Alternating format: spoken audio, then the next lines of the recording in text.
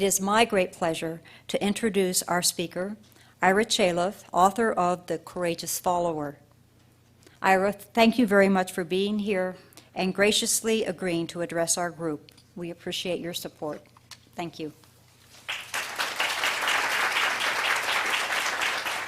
I want to start by telling you how I got immersed in this topic. I've been immersed in it for 20 years. I grew up in the aftermath of World War II in a multi-generational family, and my grandmother lost her entire family in the European Holocaust. And as I was growing up, people would come to our homes, and this was before there was air conditioning, and people would wear short sleeves or be sleeveless, particularly in the summer. And as a kid, I couldn't help but notice that some people had tattooed numbers on their arms. And of course, I was very curious about this. And I was told to hush. You don't talk about this. And you have to be very, very nice to these people. And it took me a few years to understand what had happened, that these were survivors of a terrible tragedy. And as a very young person, the thought really entered deeply into my consciousness. How does this happen? How do people follow murderous leaders? And what would need to be done differently in order to change that? As I grew up and I, in different ways, explored this topic, one day I was reading a book by M. Scott Peck called People of the Lie, which is an exploration of evil. Does it exist and how does it manifest itself? And one of the case examples that he used in the book was of the My Lai massacre in the Vietnam War. And the question he asked was, how is it that several hundred American soldiers, good people, how is it that they could participate in a horrendous act like this and the cover-up? And he made a very interesting observation. And that observation is that something happens when we assume the role of follower, that we can abrogate our own moral responsibility and place it on the leader. And that, of course, is a very dangerous situation. Sorry about that. And at that point, I literally wrote in the margin of the page I was reading, it sounds like a book on following responsibly is needed. And that began my project of researching and writing this book. In the course of doing so, I found that there was really very little literature on the subject. Well, one of the places I went to was, at the time, in the early 80s, the newly opened Holocaust Memorial Museum. And I found some very interesting things there. I found, for example, that the Holocaust didn't happen overnight. There was a series of increasingly repressive laws that were passed that people didn't take a strong enough stand against. And then after it was too late and the conflagration was enveloping Europe and the rest of the world, that there were great acts of courage and bravery to try to save the victims of this tragedy. And people in the diplomatic corps were amongst the greatest heroes, people from many different countries. One of them was Gou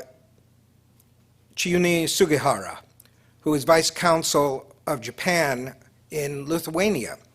And he was asked by Jews who were trying to escape to provide transit visas through Japan to be able to get to South America.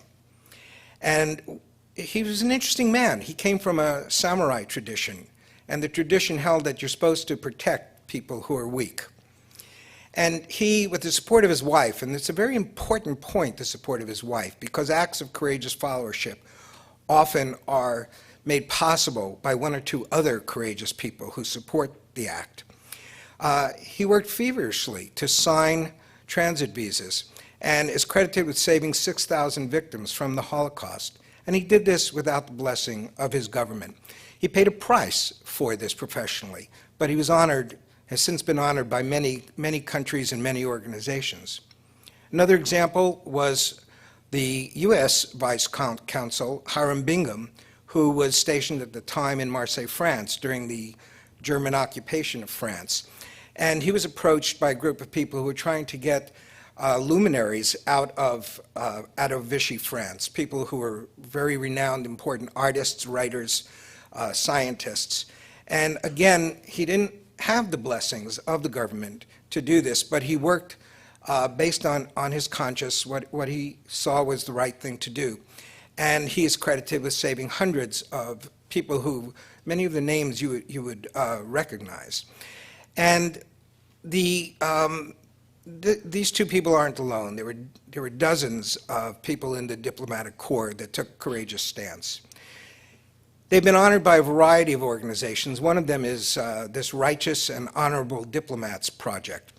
And one of the criterion for being honored by this project is that the diplomat rescuer was aware that he or she may have risked career, position, prestige, personal safety, or even his or her own life.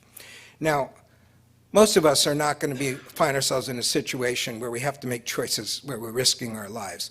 But probably at some time or other, many of us will be in situations where it feels like we're taking a professional risk to do the right thing. And I want to examine what's involved with that. And in order to do that, I want to take it from the extreme conditions of a Holocaust to our daily working conditions, because one of the things that I realized in doing this work is you don't become a courageous follower overnight. It's something you develop as a way of being, as a way of relating to your leaders, as a way of fulfilling your mission. And therefore, I went sort of from the tragic to the daily routine, and maybe even the farcical. Because you know, our culture has become very rich in programs like The Office or comic strips like Dilbert, which poke fun at what happens to managers and leaders when they get a little bit of power. And we all know that something does in fact happen to many people when they get a little bit of power. And yet it's in our interest to somehow help people, or in fact make sure we ourselves, as we gain power, don't fall into some of the traps of how our station in the hierarchy can distort our professional and personal relationships. So when I was developing the manuscript for the book, my publisher gave me some editorial advice, which I'm very grateful for. And he said, let's expand this topic beyond just how you correct the abuses of power. And let's look at how do you support the beneficial use of power by leaders. How do you help be a partner who helps bring out the best in your leaders and achieve the mission that you're both committed to? And that's what I want to share with you today, some of the ideas on how to do that. The basic model that I use is non-hierarchical. It's a relationship where followers don't serve leaders. That's an intentionally provocative statement. But rather, followers and leaders serve the mission. They serve the common purpose. And they do so professionally within a shared set of values and norms. Now, of course, hierarchy does enter the picture. It's very important, and we're going to come back to it. But the essential role, the way of seeing yourself, is as a partner in achieving a mission with a shared sense of values and being equally accountable for the success of the mission and the adherence to those values. Now, in the real world, life is more complicated. This is a relatively idealistic model. In the real world, we have to factor in several other things, one of which is self-interest. All of us bring self-interest to our jobs, both in the leader role and in the follower role. And self-interest, in fact, contains a lot of energy. We do a lot of things out of care for our reputation and our professional advancement that really help the mission. So there's nothing wrong with self-interest as long as it doesn't overshadow the mission. But it's very important to keep in mind as a leader, what is the self-interest of my followers? How can I help them in their professional aspirations? But equally, and sometimes this is given less thought, as a follower, it's very important to keep in mind, what is the self-interest of my leader? How can I help him or her to achieve his or her goals in life and meet his or her needs? Because sometimes when you want to influence upward, you have to frame your arguments both in terms of the mission and the values, and also in terms of the leader's self-interest. Sometimes it's ill-advisable for a leader to do something that he or she is about to do. And they can only see that if you help them understand both the policy and law, but also where the self-interest lies. So this is one of the factors that I'm going to ask you to keep in mind as you try to be a courageous follower and frame conversations with your leaders. Out of this very central model, I developed then a model of the 5 behaviors that constitute courageous followership. Now, I developed these out of my experience as a practitioner, but I've been very fortunate that to date at least 5 doctoral dissertations have been done testing the model and validating it, and asking some pretty interesting questions about the model. And I haven't had to do one statistical regression, so this is really good news. Okay. So the first behavior is the courage to assume responsibility for the mission, for the purpose, to take the initiative. Once you understand the mandate that you have, act. Don't wait for instructions, and take responsibility for the outcomes of your actions. Interestingly enough, the last dissertation done found that this behavior was valued by leaders in their followers more than all the other behaviors combined. So from your self-interest and career perspective, assuming responsibility and taking initiative is a very good thing to do. The next behavior is the courage to support the leader in the group energetically. Leaders are under a lot of stress at times. Sometimes we can't understand the stresses they're under and why they behave the way they do. It's really in our self-interest as well as our group interest to pay attention to the stresses that our leaders are under and to do what we can to help them manage those stresses. Also, at times, leaders are going to choose a course of action that we may not have chosen if we were in their shoes. But as long as that course of action has a reasonable chance of success, it's our job to put aside our preferences and to follow supportively, fully supportively, to help the leader be successful in their chosen course of action.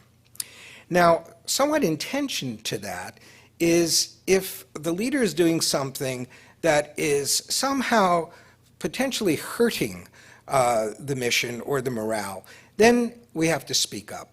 Then we have to constructively question or challenge what they're doing, and we have to find ways to do this diplomatically and effectively. And of course, there's a lot of art to this, and I'm delighted that several people before we started have already told me that they've been reading my book, and there's a lot of ideas in the book and language and scripts on how you might do this more effectively. The fourth set of behaviors is the courage to participate in transformation. It is always easier to see what the other person in the relationship has to change rather than what we have to change. So if we're struggling in a relationship with a leader, one of the things we have to do is shine the spotlight on ourselves and say, in what ways am I doing things that may be evoking the responses I'm not happy with from my leader, or in what ways may I be enabling the behavior of my leader, and how can I change that? And the last piece is the courage to take a moral stand when necessary. This happens rarely, but when it does, it can be the most important piece or nexus point of your career. I want to tell you one story that's outside of the diplomatic corps that really drove this point home to me. I was teaching a seminar on this to a group of doctoral students.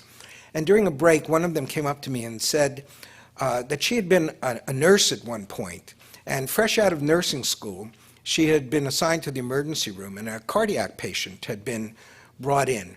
And the attending physician ordered her to administer an IV drug. And she had been taught in her nursing training that that drug was contraindicated in those circumstances, and it could in fact be fatal. So she said to the doctor that her training said this was not a good idea. And he said to her, "You just do it." Now put yourself in that situation for a moment. You're a young, fresh, out-of-school nurse with the doctor, with all the positional power the doctor has, and you're being told to do something that you think could kill the patient. What do you do?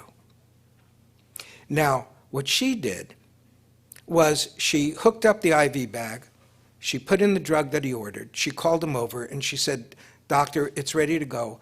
I can't open the valve because I don't think it's the right thing to do. You will need to do it." At which point he thought twice about it, administered a different prescription that she fulfilled, and the patient recovered. So at times we really are called upon to make very, very tough choices in the face of the power differential. And we have to have the aplomb to do that. Now, You are leaders, you are followers. Leadership is not something that just occurs at the top of the organization and followership at the bottom. Leaders and followers exist at every level of the organization. There are roles you play, and sometimes you play one role, sometimes you play the other, sometimes you play both almost simultaneously. And the question is, how do you do both courageously and effectively? Well, one thing you have to bear in mind is the organizational culture. There's a wonderful little book I like called Orbiting the Giant Hairball. And basically, the author of that book says that an organizational culture is like a hairball. It's got all kinds of things twisted into it. It's got stories and myths and rules and norms and language, and you have to understand it, and to be a successful player in it, you have to adhere to the norms. But if you're too closely embedded in it, it's hard to get a perspective, to keep your own independent perspective, to do the right thing at the right time. So you have to pull yourself just a little bit outside the culture and say, what about this culture is working well? Where is change needed? How can I make a difference? But if you are respectful of the culture, and you do speak with respect, whether it's up or down or laterally in the organizational chart, why is it that it can feel risky to do that? If your heart's in the right place, you're trying to support the mission, you're trying to support the leaders, why does it seem risky? Well, for this answer, I think it's useful to turn to Abraham Maslow. Now, many of you have worked or will work in countries where it is really risky to speak up against the hierarchy in those countries. You can get disappeared, as you know. That's not the case that you have to, that's not the kind of situation you find yourself in when you're speaking up to your superiors. So what is it that makes it feel risky? Well, there's a theory of organizations called LeaderMember Exchange, kind of like leader-follower. And it says that in any group, there tends to be an in-group and an out-group. Remember middle school, junior high school? In-groups and out-groups. And we all want to try to stay in the in-group if we can. And we get worried that if we speak up with too much divergence, that we might be just gently or not so gently pushed into the out-group. And that very essential need, I mean, you're posted somewhere for a couple of years, you have to live and work with the people there for a couple of years, you really don't want to be pushed into the out-group. And so this becomes an inhibiting factor at times of speaking up. And it's useful to identify what's going on, because if we can identify what the real nature of the risk is, not the imagined nature, not exaggerate the risk, then we can take calculated decisions about whether this risk is worth taking at this time and how to mitigate the potential fallout of that risk. So bear that in mind when you are making a choice about whether to speak or not. But if you do decide to speak, then you need to find the courage to speak clearly and effectively. Courage is not the absence of fear.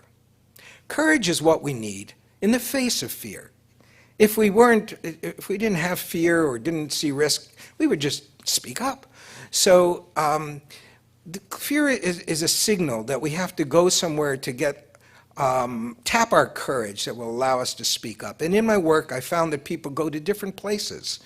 Some go to their values. Some go to their religious upbringing. They were taught not to stand by silently when they see others mistreated. Some go to their professional standards.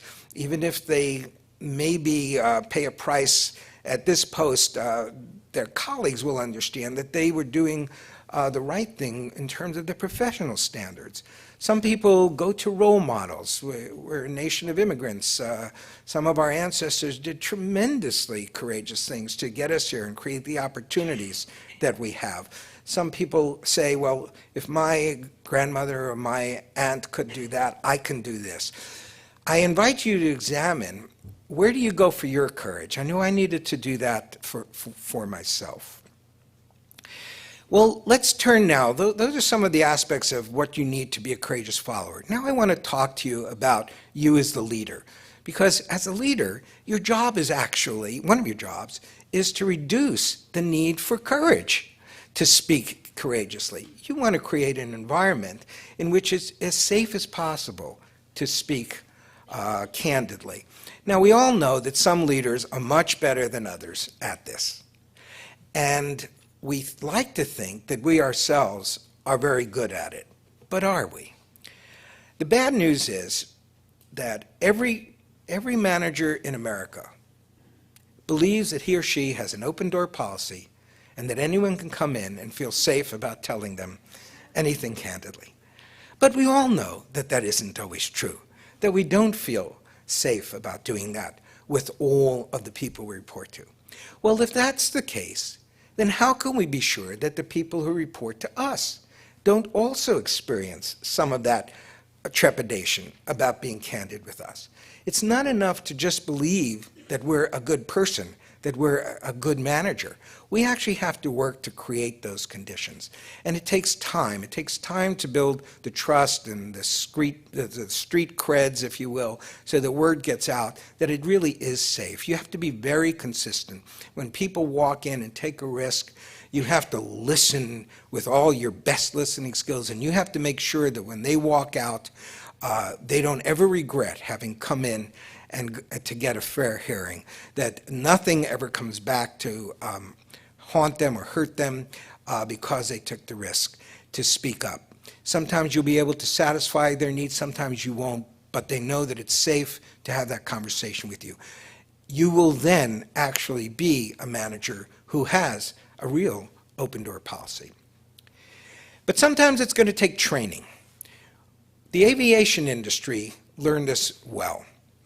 In the 1970s, there was a rash of fatal airline crashes, and the post-crash analysis found that the main factor was that a crew member saw something wrong and either didn't speak up and let the captain know what was happening because he thought the captain could see this himself, or he tried to speak up and didn't speak up assertively enough, so the captain dismissed the concern because he was preoccupied with checklist items or what have you, and the result was tragedy. As a result of this, the entire aviation industry instituted CRM training, crew resource management training, whereby people are put through role plays on how to maintain situational awareness, how to be accountable for observing potential dangers in their environment, and how to speak up assertively enough to make sure command listen. Now, you get the point here.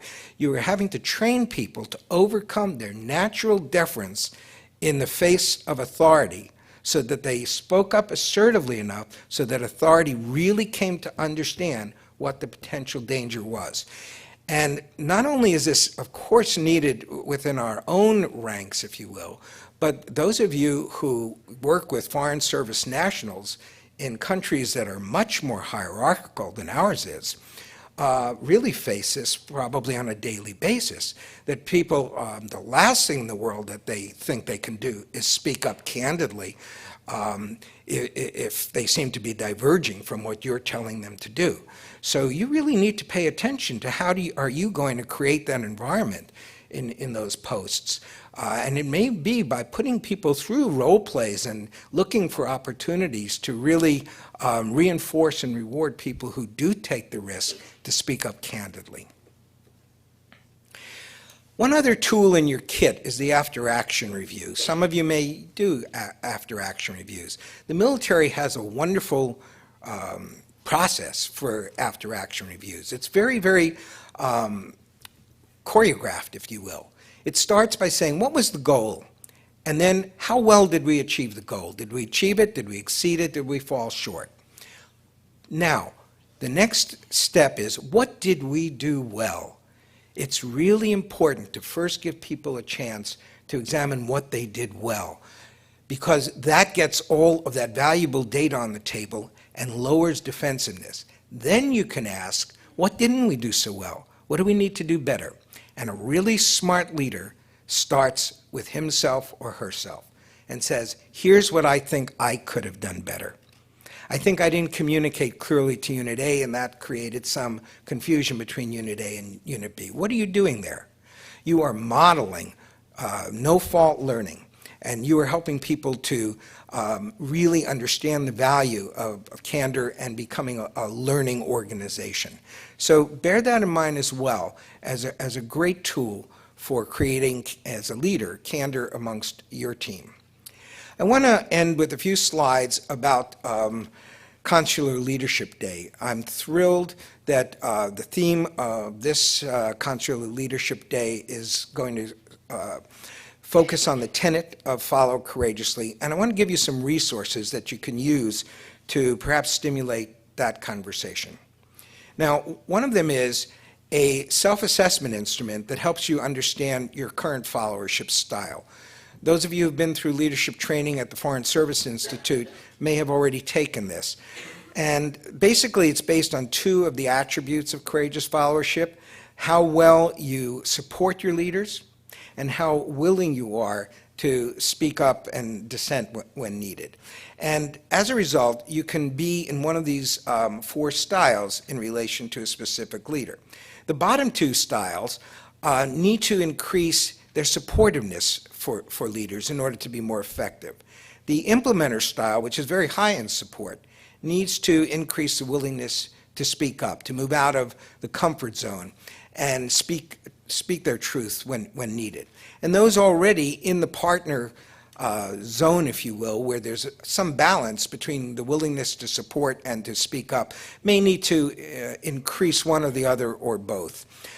The Foreign Service Institute is going to, and over the next few days or week or so, make this instrument available to you so that you can download it in paper-based format and use it in your conversations on Consular Leadership Day. It's also available in interactive form online, but there's a nominal fee for that, so you may want to stay with the paper unless you want to give me a little bit of royalty there. All right, now moving on. Another resource that I'm going to share with you is a video called Leading and Following Through Tango. I went down to Argentina, I saw tango, I was enthralled with it, and I went and took some lessons. You see, I am courageous. And I was amazed because in every lesson, the instructor kept talking about leading and following, leading and following. How do you do it well? How do you do it poorly? And I learned so much from her about following well and poorly that I invited her to make a video on this. And it's a beautifully filmed 8-minute video. It's humorous, it's enjoyable, and it's a great conversation starter for how do we become better partners in both the follower and the leader role. And that's available through this website or on YouTube. And this is supposed to say or on YouTube. And you can download it at your various posts and use it to help your conversation. I think you'll enjoy it a lot. We've already looked at some of the other tools that you have. I encourage you to discuss how can you create a stronger climate of candor. What do you already do well? What can you do better? And these are just a quick review of some of the practices that we talked about, and you may have other practices that you want to examine. Lastly, I encourage you to look at your own culture and what inspires courageous acts in your culture. As you know, the Foreign Service Officers Association for 40 years has been bestowing awards for constructive dissent. As you all also know, there's no other agency in Washington that supports something like this. Now, I submit to you that in the age of Twitter, Facebook, and YouTube, that if dissent can't be managed constructively within an organization, it will go outside the organization, and it will be much more difficult to manage the repercussions of that. So I believe that the Department of State and the Constructive Dissent Awards are really models, and I hope that you can become a model for other agencies on how to not just tolerate, but actually honor internal constructive dissent that can make a difference and keep the faith of the American people in our institutions and get some of that conversation going on more internally where it can be very productively dealt with. In just a moment or two, I'm going to take questions. If you have questions you already know you would like to ask, please find your way to the two microphones at either aisle. And I'm just going to show you just a couple more slides here. Courage doesn't just happen. You have to develop it. Yes, there are acts of courage when you see a child suddenly fall into the swimming pool and maybe you're not a good swimmer, you just dive in and pull them out. That's an instinctual courage. But there's a more slow-burning courage that is needed when you're working in a team and you see something not going right, and you really have to build that capacity in yourself. So I encourage each of you to look for small ways in which you can act more courageously in support of your leaders, to constructively dissent. Because if you do that, then in the rare instance when it takes a lot of courage because something is really awry, you will have developed that way of being. It's not just that you do following courageously. You have to sort of become this as part of your identity, that you act as a principled person with integrity who will speak up in the interest of the mission and in support of the values.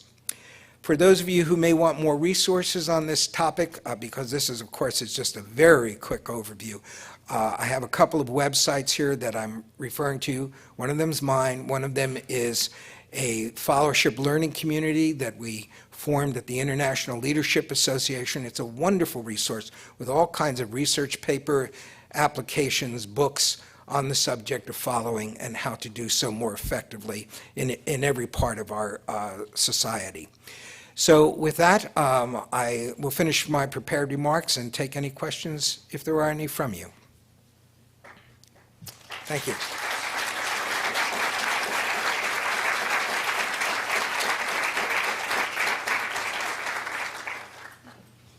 Sure, I'll ask a question.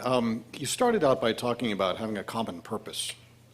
And I'm interested in your perspective on how a follower, if you will, and a leader decide on what that common purpose is.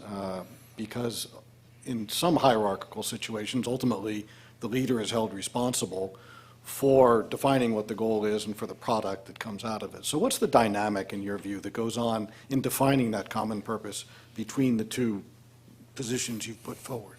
It's a very important question in federal service because, as we know, the way we're constituted, the appointed officials don't always have the experience and perspective of the careerists. And sometimes there are significant divergence in the sense of what is the purpose and what should the purpose be. There's not an easy answer. But, of course, we have the larger framework of there is the law that creates the programs that we have. Some of the purposes are therefore statutory, and we can use that as a touchstone. We also often find that although appointed officials come in with a set of viewpoints, sometimes even biases, that can diverge from our own sense of purpose, that with a little bit of time, if we support them as effectively as we can, that they come to trust some of the careerists around them. And we can help then get into a genuine dialogue, which helps to perhaps find a better common ground of purpose. So thank you for asking that very, very central question.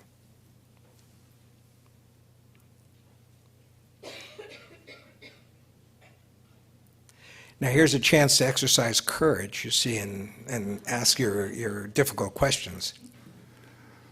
Thank you very much. It's a totally stimulating talk and very relevant. I'd like to catch up at the end. But my question has to do with the idea of follower, and then throughout your whole talk, I'd like you to comment on why you did not use the word whistleblower. Oh. Well, I make a pretty clear distinction between courageous following and whistleblowing. Ideally, courageous following helps leaders and teams to resolve things that aren't right within the organization. There are many, many ways to do it, many channels to exhaust before one is potentially driven outside the organization into a whistleblower stance. In fact, the whistleblower organizations that exist to support whistleblowers strongly encourage that federal employees use every possible means to internally correct the situation before going outside, partly because whistleblowers, as we know, despite all the protections that are, on the books, usually pay a very steep price, but also because if they really can document that they truly have tried to correct a situation internally, it strengthens the case if they find that they have to take it outside. But it's my belief that if a culture of courageous followership can be supported within an organization, that there will be very, very little, if any, need for whistleblowing.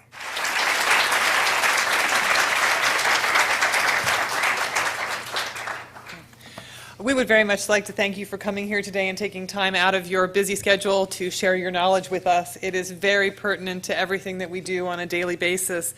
I would also like to take this opportunity to allow Assistant Secretary Jacobs to present a certificate of appreciation.